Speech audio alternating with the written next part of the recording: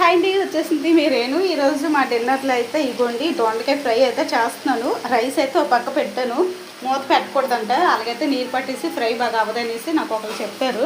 అప్పటి నుంచి అదే పాటిస్తున్నాను. ఇంకా నెక్స్ట్ మీకు చూపిస్తాను. అలా రండి. మార్నింగ్ గోంగూర పప్పు చేశాను కదా, అదైతే ఉంది. ఇప్పుడైతే ఇది బయట పెట్టేస్తాను. బాగుందా?